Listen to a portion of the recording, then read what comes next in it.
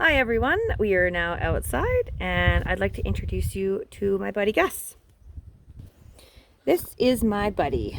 His name is Gus, as mentioned. He's a Penscower breed. He's a little steer. He's about 1.5 years old. He came to me from a fall fair actually. I picked him up in October of last year when he was weaned. He's a bottle baby and he's not going to get much bigger than this. As you can see, he's not overly large. He's not a big guy. He's just a little guy, but he's strong and he can be equally as pushy as most cows, as you may know. So this is one of the things we have worked on. He thinks he's a horse, I think. He follows me around. He goes for bike rides. He follows me around on the quad. He will cuddle in my lap and he will follow behind the horse and meander and do his own thing. So he's pretty neat. He's allowed me to ride him and he's taught me actually how to teach him everything that he knows because I'm used to the equine variety normally. So this guy has been pretty awesome and pretty educational for me. So this is why I'm hoping that anybody else who shares the same interest in training their cow, maybe you want him to be more of a family member like Gus. It's pretty rewarding. They're so smart. They're way smarter than we give them credit for. He's been allowed to develop a personality, so I think that's what happens with most cows. Like, they're just viewed as food and they don't really get to develop a bond and a personality with a person as deep as this fella has. So he's pretty neat. Yeah. Hey, aren't ya? What else can I tell them about you? He knows that when I tap like this, that there's going to be a crunchy coming his way. Hey. That's kind of his cue. Want a crunchy? Okay. So, a couple different things that cows really enjoy. Well, my guy does. Every cow and steer is different.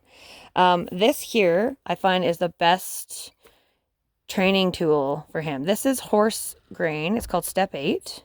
It's like high-fat crunchies, but Gus goes insane for these. Like, he'll do anything for one of these crunchies, which is very helpful in training him. So my recommendation for training your cow or your steer is to find a treat that is easy enough to put in your pocket or like a little pouch that you can wear around your waist, and easy enough to like give them one at a time type thing. You can do low-fat crunchies, or if you want, you can do oats. They love oats, or barley, anything that you have on hand really that your cow or steer likes.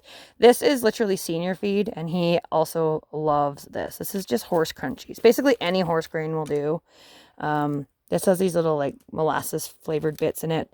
He loves oats too, but I find that these types of grains are harder to give when you're training. Like a handful at a time is, you'll see when we start, it's just harder to administer quickly. So if I'm riding him on his back, I can just reach over and give him a crunchy, or, all kinds of things. So if I take a handful of these, I'll show you. Hi, buddy.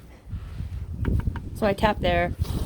So cows are pretty cute. I mean, you could clicker train as well. I haven't clicker trained with him because I find that he picks up on the cues very easily. This was one of them that I taught him, that when I tap there with the crunchy, he knows he's going to get a reward. That's just for in the barn. But I could literally tap on the fence rail or anything like that, and he will expect a crunchy. So in a way, it is like clicker training. So by all means, you can, any type of cue that I show you like that, you can also use as a click on the clicker. It's totally up to you. If you guys wanted, I could do a clicker training video and see if train Gus to the clicker. That's totally awesome as well. So anyways, let's get started. This guy's obviously very friendly. I've imprinted him quite a lot, and he was also imprinted when I got him because he was a bottle baby. So he really enjoyed people right from the get-go. And we basically fell in love with him from the first moment we saw him. He was pretty awesome. So see, like, that's why these cookies are really easy to give them, because their big old tongue comes out. But I find that these ones are awesome because you can just place it on their tongue. You get slimy, but this way you get less slimy. Yeah. Okay, so that's all about Gus. He's a pretty special part of our family. He's got a couple different halters. I can go through and show you the kinds of halters and the tools that I use for Gus and what I use to train Gus. All right, stay tuned for the next video.